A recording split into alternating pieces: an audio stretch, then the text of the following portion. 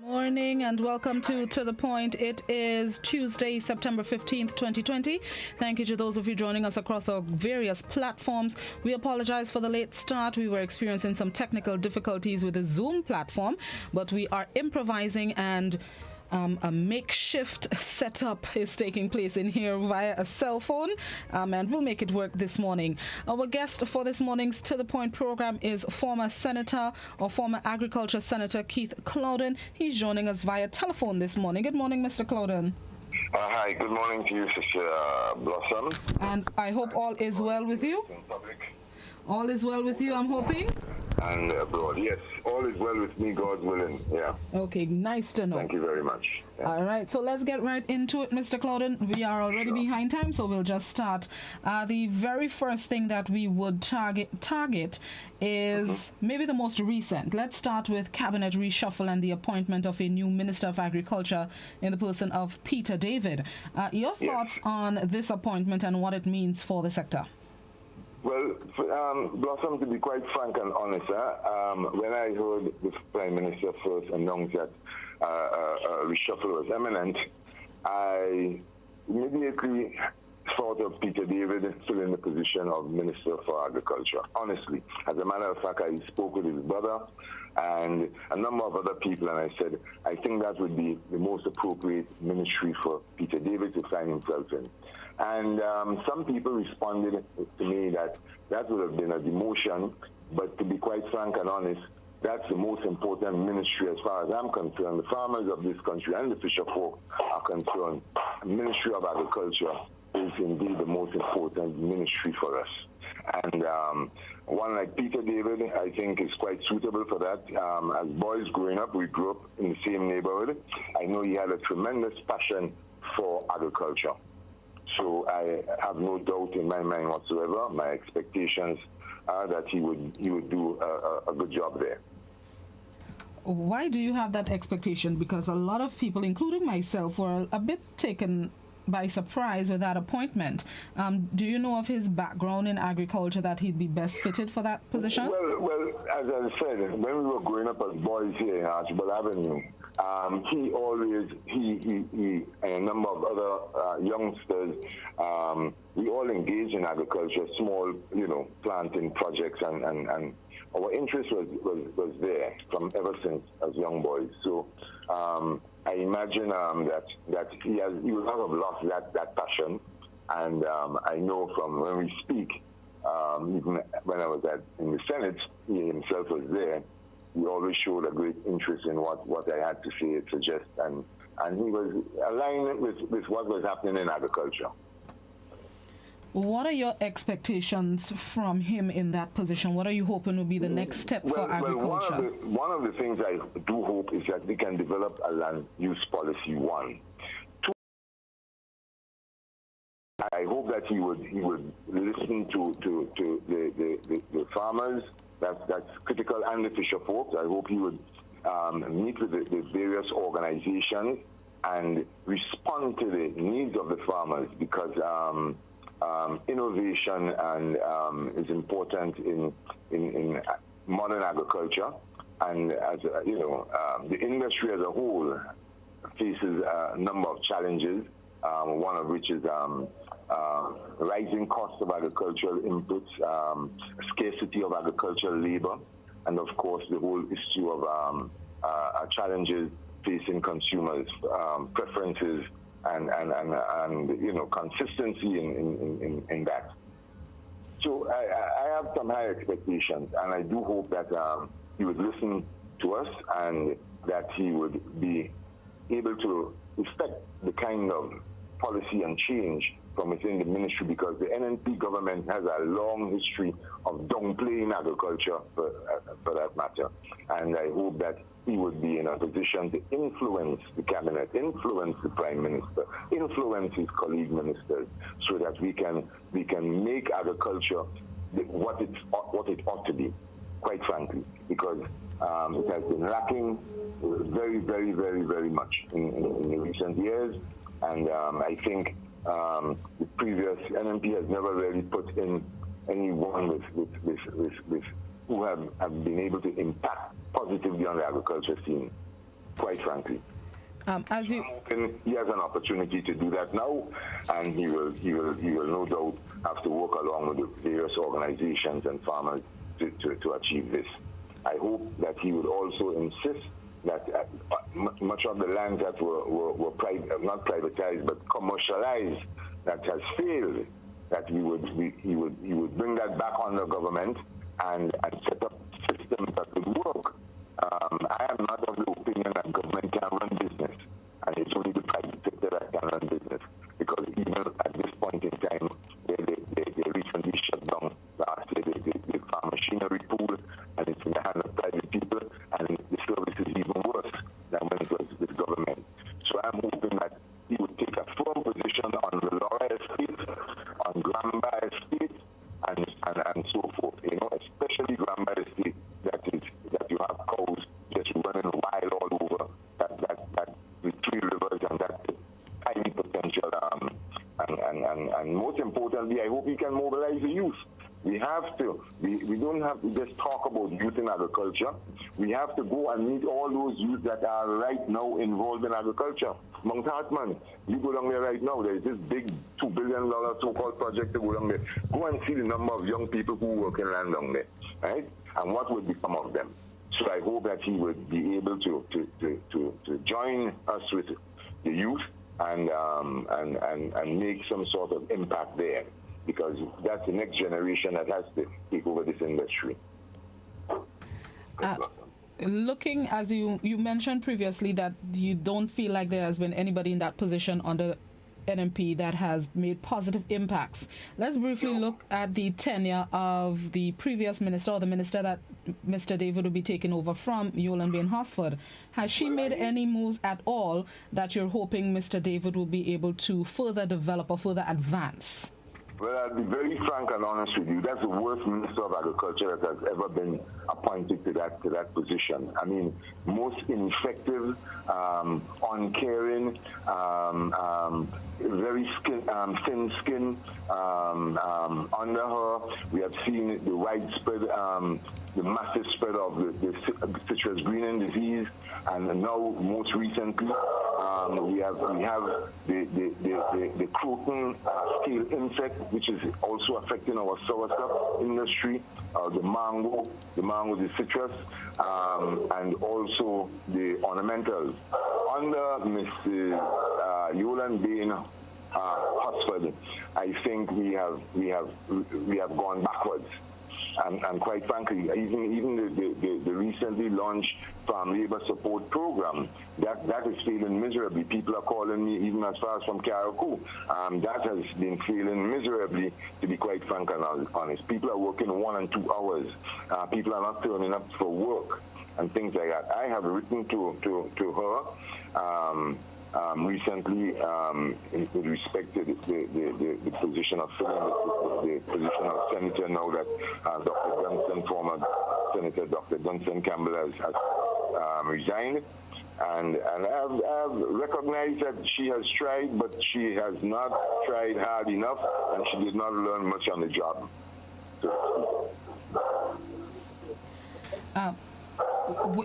There has been conversations, I would say, of... Should I say conversations? Yes, conversations. Sorry? There have been conversations as well that with the appointment of Minister David as the Minister of Agriculture, there's a possibility that the decriminalization of marijuana can be one of the things that he tackles. What's your take on that, especially falling under the Ministry of Agriculture or agricultural sector? Well, the decriminalization of marijuana, I have no qualms about that. I am just concerned that it does not get into the hands of our very young people. I am concerned that it is used as for medicinal purposes. We can develop an industry around it as other countries have. We are far behind, and my position is liberalize it and at least, well, control it, right? It must be for medicinal purposes, and of course more research has to be done into the benefits and the effects, the positive and the negative effects of marijuana. There's no question about it. Anything for that matter, there are positive and negative effects. There needs to be more research. There has been a tremendous amount of research done by the Israelis. We can tap into that, and we too need to do our own research. I recall the days when the Americans came down and they were burning all the fields and so forth down here, and then they turn and they have developed an industry out of it. But they were burning our fields throughout the Caribbean, or marijuana fields. So, but for me, I have no problem. I think that he should continue, to listen to the voice of the people, and there are a considerable number of people who would want to see some sort of development in that industry, the cannabis industry. It is a viable industry, and it has great potential for revenue generation. Okay. Another recent development in the sector is the resignation of Dr. Dunstan Campbell from the Upper House of Representatives, and a replacement is being sought. What's your thoughts on the latest developments? One, his contributions in the House, and two, who you think would be the best candidate to replace him in the Senate? Well, to be quite frank and honest, again, this is something I wrote to the Minister for Agriculture, Mr. Honorable Ewan Dean Hosford, advising her that it's a very critically important sector to the economy and livelihood of our people. And as a consequence, that vacancy that has been created by the resignation of Dr. Campbell should be filled as a matter of urgency. I also said that I recommended that the person who would have come in with the second highest number of votes at the last cycle, which is after an election, this usually happens, where the various associations or sectors like labor, private sector, agriculture, and fisheries, and so come together and elect a member, a representative, who would sit in the upper house of Parliament, the Senate. Now, the meeting that was held after the general election in 2018 saw Mr. Dunstan Campbell getting a few more votes than Mr. Michael Church. At that meeting, it was just to me, who was then the permanent secretary in the Ministry of Agriculture, taking notes and running that meeting along with the chief extension officer. It was agreed, it was on general consensus, that in the event that anything would have gone wrong with anyone coming in first, that at least the one who the second highest number of votes would fill the position, whether it was based on recall or a matter of, ill health or whatever it may have been.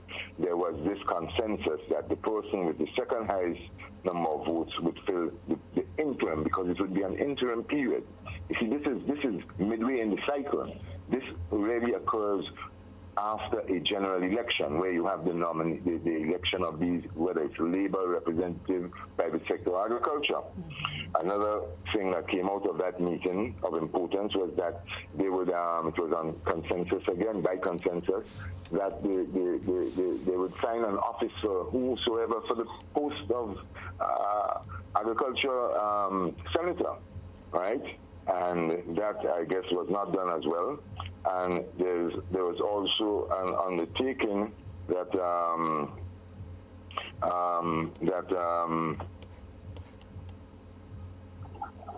ministry would also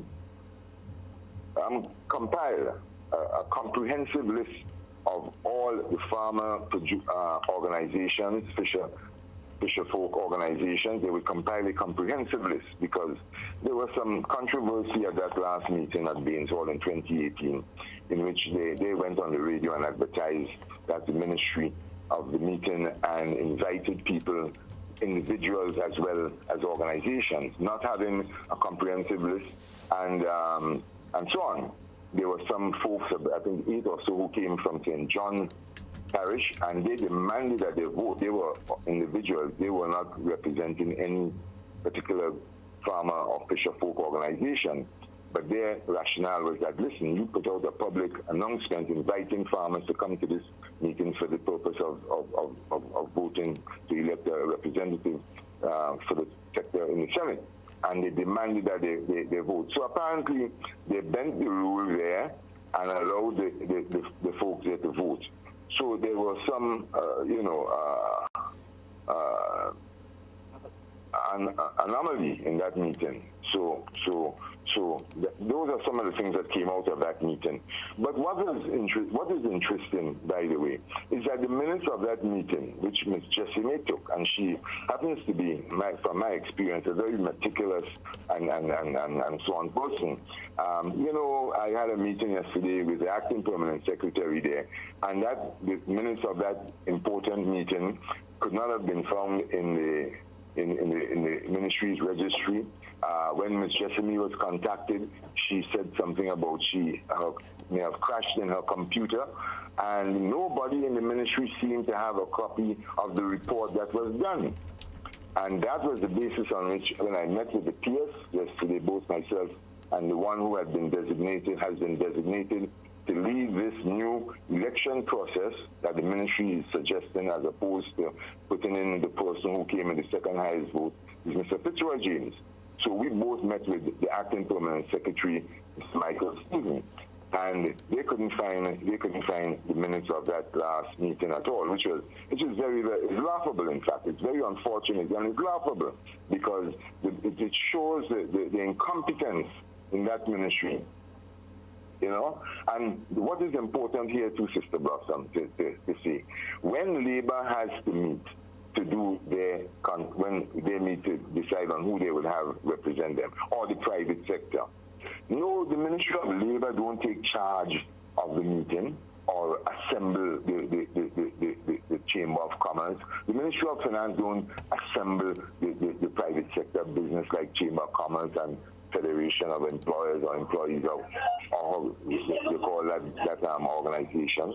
This is left up to these organizations, and this is very contemptuous to farmers and disrespectful to the farming community, that the Ministry of Agriculture, in a very paternalistic and dictatorial way, want to decide how the meeting must be organized, where it must be organized, and who should be the representative.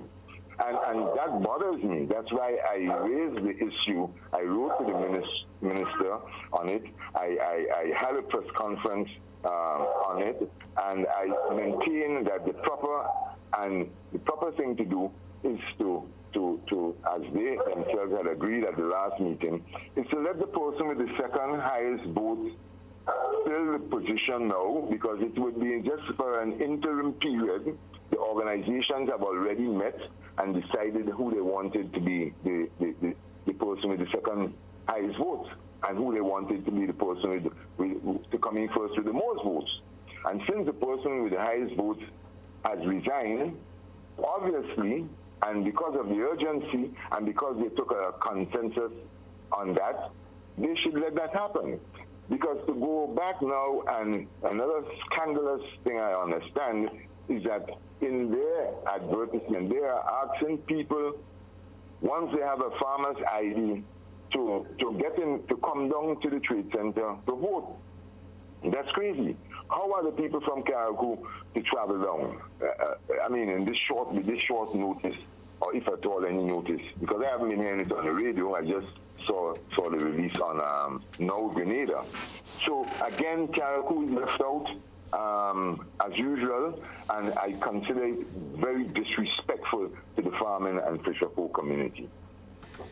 So, Mr. Church is the one who is capable of he offered himself up last time. The organizations thought they gave Dr. Campbell a nod and that they would put him in the second position. Now that Dr. Campbell has resigned, it is only fitting, it is only fair that Mr. Church, who himself is an agriculture economist, who has a good background in agriculture, and in fact manages agriculture project, and is suitable for the position. And no doubt he would meet with the farmers as we would expect whosoever fills that position would do, or is expected to do. And that would speed up the process. As I said, it's an interim situation, right? And I don't know why they want to have this sort of merely scandalous sort of event done at the Trade Center in this particular period of time and without the right checks and balances. See? Now, when you want to bring people, want to have an ID, the whole registration of farmers needs to be sanitized. That register, because a lot of people, when, for example, when they had the Small Farmers Vulnerability Project funded, I think that was funded by the World Bank, with funding from Japan. No, the UNDP, but with funding from Japan. One of the requirements were that you must be a registered farmer with the ministry. So people just went wild, going and get registered. They were registering people just to be able to benefit from that program. In fact, I know in one case where a guy borrowed his uncle's pig when they were coming to visit him to see what he has and if he's a farmer. And he borrowed his uncle's pig and he was qualified. And others who got, but they weren't farmers' assistants, took their assistance and they sold it, whether it was fertilizer. So you see, the ministry needs a complete overhaul, right? The ministry is a critical, it's an important ministry. You need people in there who are technocrats who can get the technical side of this thing going. The policy makers, the politicians, and so need to come up with policies, right? And have a good team of people in the ministry. The ministry, this is the same ministry that has built Grenada over the years. The farmers and agriculture. We need to pay more attention. The ministry is underfunded, grossly underfunded. Lack of technical staff. You cannot have administrators in the ministry trying to do the technical people's work. And this is part of the problem, you see? Mr. Colvin, even following the decision that was made at the election that the runner-up will take position just in case, does the Ministry of Agriculture have the authority to proceed with what they've started in terms of holding the meeting tomorrow, God willing, and a lead elections officer and so on? Do they have that authority? Well, you see, Blossom, that was a decision by consensus at the last meeting. So the ministry need not worry about whether the organizations would be concerned or not, because the organizations participated in the process in 2018, and those decisions were taken. And therefore, the ministry, as I told you before, the Ministry of Finance don't call Chamber of Commerce and tell them when to hold their meeting and how to hold their meeting, or the Ministry of Labor. This is high-handedness on the part of the Ministry of Agriculture. And although we allowed it to happen for some time, okay, there comes a time when it has to stop. And this particular point in time, we need to go along with what was decided at the 2018 forum at Baines Hall in Grenville. So they do have the authority. You just believe it's not necessary at this time. Well, not that they don't necessarily have they don't have the authority. Okay. But it has been a sort of practice. It has been a sort of custom. Okay. It's a convention. But I'm saying we as farmers and fisher folks, we are evolving. We are growing. We are developing our organizational capacity and ability. We don't need the Ministry of Agriculture to dictate when we should meet, how we should meet, who would vote and who would not vote. The parameters are clear. The parameters is that the organizations would meet. Representatives from the organizations would meet and decide on who would represent the sector in the parliament of this country. Understood. So the meeting tomorrow, God willing, tomorrow afternoon, what do you think would happen? Are you calling for a boycott? Are you going to participate personally? Are you encouraging others to not participate? What happens with the meeting? I would definitely not participate. I don't think that meeting would come off as a proper meeting, a bona fide meeting. You don't schedule a meeting like that for 3 o'clock in the evening with people coming from deep rural areas. They're providing buses, farmers to leave where? That's a Mickey Mouse. It is so embarrassing. It is so ridiculous. It is scandalous that the ministry would set a meeting of this nature 3 o'clock in the evening down in Monroe. It just strikes me as craziness, you see, and not wanting to do things the right way. There is a certain level of manipulation that they want to conduct, right? In the first case, individuals don't vote at these meetings. And although they may have bent the law last time, it is not something that should become a practice. It's a matter of encouraging farmers to join organizations so that their voices can be heard. And this is why I can tell you we have a list here of over 35 organizations, including fisheries.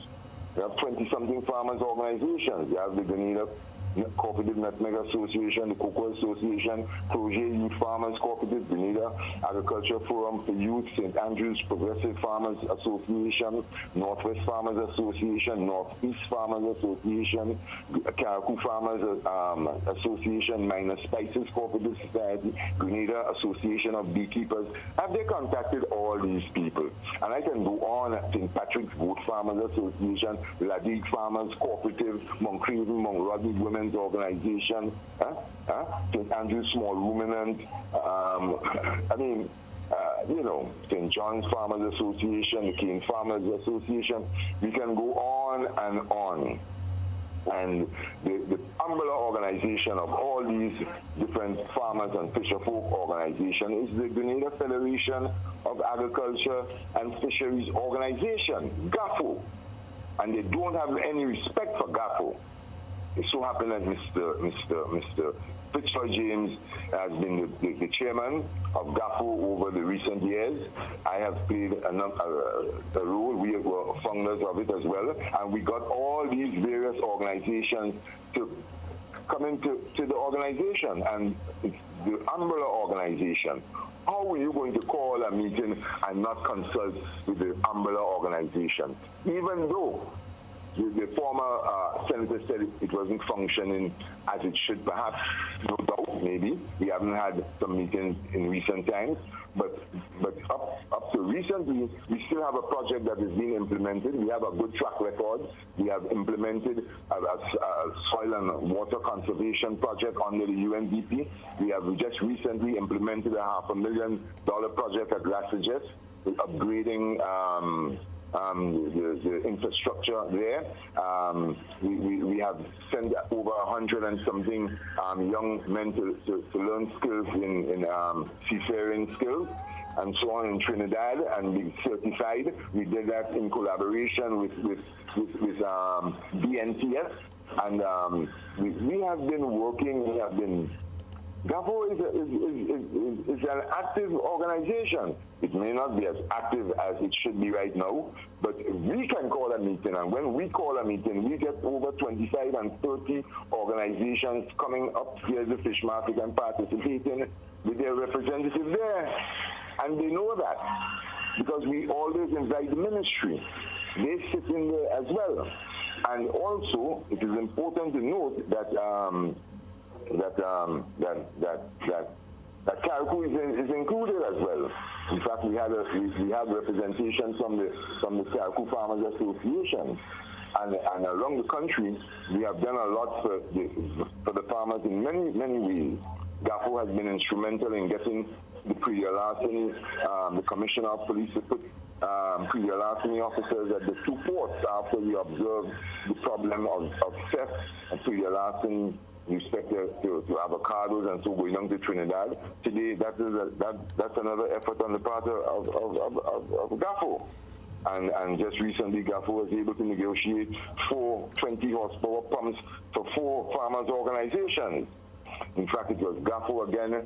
I spearheaded the whole issue of the banner on honey from Grenada into Trinidad, which is a violation of the revised treaty of Chagaramas. And we did some research. We had Dr. Bowen Luison assist. We had the the veterinary part of the St. George's Medical School assist, and we proved to Trinidad that we do not have the disease that they were concerned about, and that they have to open up the market So we were prepared. We were asking that we go to the CCJ. As a matter of fact, I wrote to the Secretary General of CARICOM, and I got him to mobilize the quartet group. The quartet group is the ministers, the trade ministers in CARICOM, to raise this. This was one of the honey, the stoppage of, well, not stop, but the ban on entry of our honey into Trinidad was one of the first items after the 2013 election that was raised by Minister Joseph when he chaired the quartet meeting as trade minister in Guyana. And we have been active on that. Another area is the whole question of the cost of feed, and we have been lobbying and calling for the liberalization of animal feed. The Caribbean agro, that's a violation of the revised Treaty of Chagaramas. We are a party to the treaty, and it's a community thing, and that takes precedence over the domestic law. So we can't enter into agreement with Caribbean agro and restrict ourselves to only they have a monopoly. And this is not a time for monopoly. We need to liberalize the animal feed industry so that our farmers can pay less, right, for better quality feed as well, and put our produce at a more affordable price, even more affordable. Mr. Clouden, right? Before you go ahead, we just need to take a quick break, and then we're going to come back inside and continue the discussion. Sure, Sister Ross, welcome. We're speaking with a former farmers representative in the Senate, Keith Clouden. We're going to take a quick break, and then we'll come back. This is To The Point.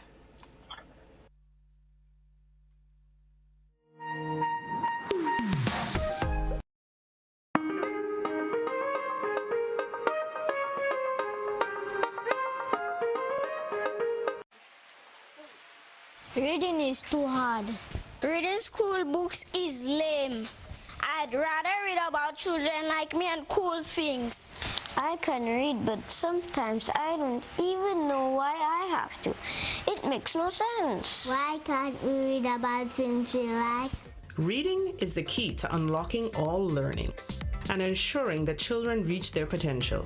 Here's what the children have to say. Make reading fun. Teach me how to read, but let me practice reading with things I like to read. Talk with me and read with me, at least for a short time every day. Let me tell you my own stories. Read, learn, grow. The children are the future. Help them read, learn, grow. So parents, you play your part. This message is brought to you by the OECS USAID Early Learners Program, funded by United States Agency for International Development. Get away from your daily stress with a Grenada vacation at the Coyaba Beach Resort. Coyaba is located on the world-famous Grand Anse Beach and boasts 5.5 acres of beautiful garden.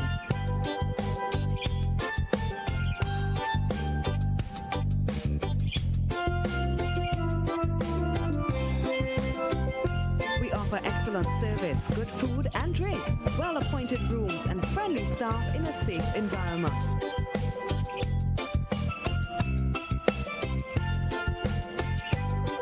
Facilities include 2 restaurants, 2 bars, swimming pool, water sports, tennis, gym and body treatment rooms.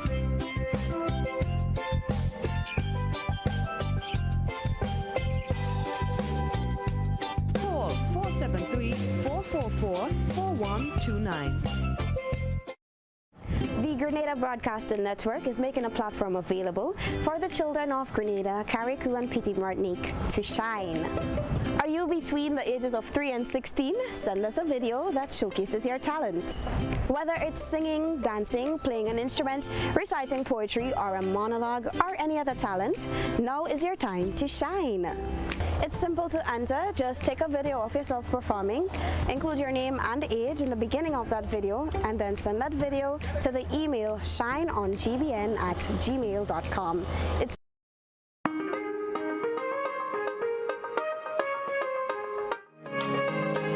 Welcome Welcome back to the Point. We're speaking with former Farmers Representative in the Senate, Keith Clowden. At this point, in the interest of time, we're going to open the phone lines and the other platforms for questions, comments, concerns from members of our public. 435-2041, that's the landline. It's also the WhatsApp. Please write out your questions on the WhatsApp, and I would ask Mr. Clowden on your behalf. You can also post them as well in the GBN, on the GBN Television Facebook page and the Grenada Broadcasting Network's YouTube channel. Let's take our first caller. Good morning, caller. Good morning to you, ma'am. Hello? Yes, morning. Go ahead. Good morning to Mr. Clowden. A lot of what Mr. Clowden says is quite true.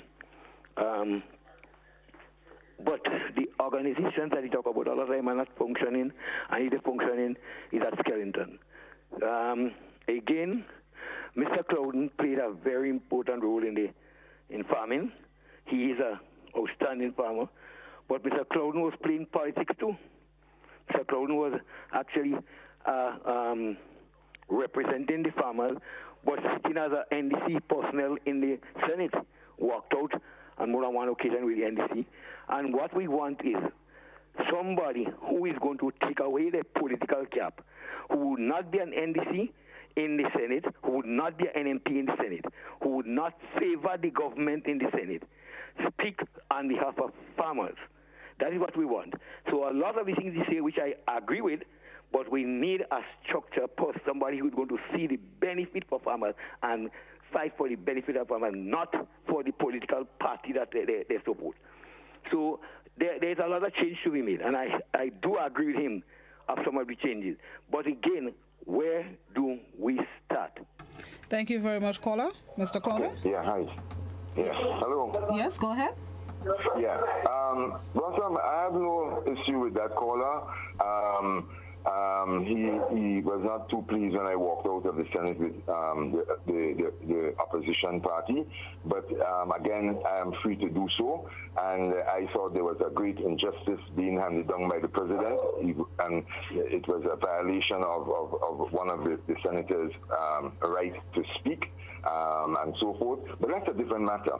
I do not, he can never say, that caller can never say that in any interaction with farmers and farmers' organizations that any political overtone would have been displayed by me. Not at all, at all. For example, I focus on things like the soil testing lab that was intended to be put up at Alexis-Welsh and the new Chinese building there, or the tissue culture lab. I focus on things that affect the farmers, right? And I'm calling on the government, and I'm hoping that Peter David would ensure that that building, the intention of that building was to house a conference room for farmers and organizations and so, a soil testing lab, critical, and a tissue culture lab. Those two labs are very much needed in the agriculture field. Agriculture is about science, and if you can't determine what are available in your soil in terms of nutrients, etc., or lacking, you may find yourself occurring unnecessary expenditures in terms of fertilizers and different things like that, even to know the organic composition of the soil. These things I focus on, and our organization. But in terms of political party, that any one of us can be of any political party, it doesn't matter. I respect the gentleman if he is an NNP, and he should respect me if I am an NDC. But my walking out that day, as I said quite clearly, had to do with what I consider an injustice to Mr. Nazim Book when he was trying to get his points across. And I am free to do so. Okay. But as he said, he appreciated my contribution and what I have done, and I respect his opinion as far as that is concerned as well. All right, let's go back to the phone line. Good morning, caller. Yeah, good morning, Blossom. How are you? I'm good. All right. Yeah, well, unfortunately, I really did not get to hear what Mr. Clowden had to say. I just tuned in just a while ago, but I just want to make a contribution. I just want to say that Mr. Clowden, I know Mr. Clowden a very, very long time now, and he is a man that is passionate about agriculture. As a matter of fact, he's a farmer himself, and not just any ordinary farmer. right? He's a professional farmer. And to me, Mr. Clouden, life is consumed with farming. I don't know what else he's involved in, but to me, his whole life is consumed with farming. And not only that, he has been an advocate for the farmers in the Senate. Now, I don't know if I could agree with that gentleman that called just a while ago about him being biased politically. I'm not sure I could support that. But I support the other things that gentleman said, but that aspect, I don't think I could support him in that. Hello? Yes. Yes, so I'm saying personally to Mr. Whenever I meet Mr. Clouden in town, I don't know if he recognizes my voice, I always, greet him and we have a brief chat, and so on. So I want to commend Mr. Clouden for being consistently an advocate for farmers in this nation. Okay. Thank you so much. I have positioned myself throughout the country for the 14 and a half years I spent in the Senate, Blossom. I have been in every creek and cranny. Farmers know me. I go regardless. If they want to put me to the test to climb from Mount Everest, I would be there to see what they're doing and what assistance I can be to them. And they know that. And that's why they have consistently voted me in. Right? So if given the chance, would you return to Senate? Sorry? If given the chance, would you consider returning as farmers' representative in the Senate? No, I would not. I have made a pledge that I have to look after my business more now, because you see, when I'm in the Senate, I have to look after the farmers' business. I have to be at their beck and call. I always have to ensure that their needs are met. So I put aside my needs and I deal with their needs, and they know that. I put aside time. I take them to poultry farmers. I did a lot of work with the poultry farmers.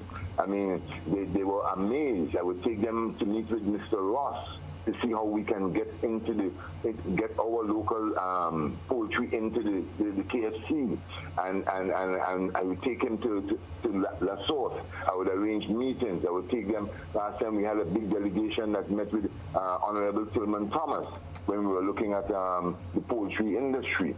And what we can do to address the issue of high cost of feed and so forth, and the importation of old stale chicken and so forth, and even in terms of with the policy, I worked along with them on the policy. This Dr. I don't recall his name, from Trinidad, Dr. something. He was the president of the Regional Poultry Association. So I have made myself available over and over. I mean, any call, any farmer, anytime, I'm there to meet with them. But now I'm in a different position. I've served the 14 and a half years, and I'm prepared to advise them. But the ministry has a kind of way that they operate, to be quite frank and honest, Blossom. I don't know what is the problem they have with me, because I speak very plain. As I tell you, the Farm Labor Support Program, people calling me and telling me what is going on in it. That program is failing right now, right?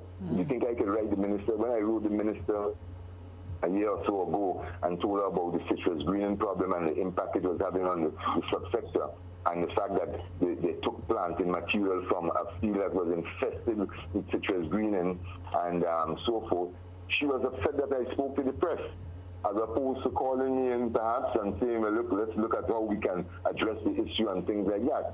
So the ministry always have this kind of standoff approach with me. You understand? I wrote her, I made a suggestion. I have not even had the courtesy of a response from them.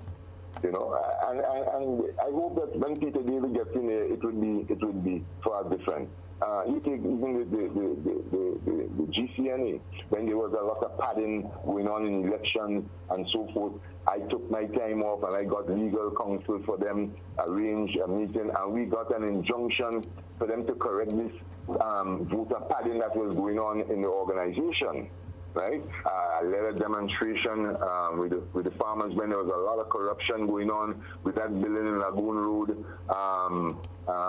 We took a turn. I led a demonstration with the nutmeg farm growers, even with the poultry farmers. When we had Mr. Francois, who was an excellent permanent secretary in the Ministry of Agriculture at the time, we a number of poultry and pig swine farmers.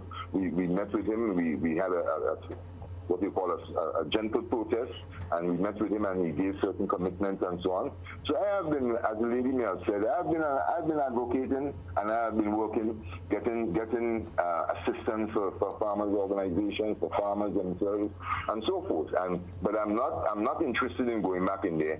But I think that they must play the game fairly, right? Mr. Church got the second highest vote. There was a consensus up there that in the event of anything, the person with the second highest votes would fill in. And this is an interim period that we're talking about. Okay. It's an interim period. So I don't know why they are so bent, in fact, so bent on wanting to go down to the trade center in this big sort of melee. It's going to be a scandalous occasion. A lot of important organizations would not be there, and it would give the ministry an opportunity to manipulate the meeting, right? And to do as they feel or they see fit, which is wrong. So, Mr. Claude, right? if let's say the meeting goes in this COVID period, what are you bringing all these people together down there for? Let's say the meeting goes ahead tomorrow, please the Lord, and they go through the election process, and let's say they elect, I don't know, Bob Jack as a representative. What takes place then? Does Bob take the position, or can the farmers come together and say, no, we agreed on Mr. Church? What would happen then? Well, I don't know if the farmers, I don't know what would happen. I can't predict what would happen, but we would consider that almost null and void. This would have been a clear manipulation on the part of the Ministry of Agriculture. I doubt whether or not the person was gaining the kind of support from the farming community. You know, it's a gross disrespect. It's a gross disrespect, and I can only say that that person should be careful. They in fact, I would advise that meeting should be called off, and nothing is wrong if you call off that meeting. When they had the taxes, when I spoke with the Prime Minister and advised him some of the lands, all the lands, big areas that were unproductive and so on, and that probably they should consider taxing some of these big landowners who had hundreds of acres in high woods. They tried to implement it, and the technocrats did a bad job. It failed completely again. Even the program that the ministry had run in 2006, the small loans program, that turned out to be, I mean, there's over $15 million outstanding still. They are not good implementers of projects, and the ministry needs to recognize that there are people who can help them, and despite or regardless of their political persuasion, they must respect people for their views, opinions, and the contribution that they can make. Okay. You see? I have a WhatsApp question here as well.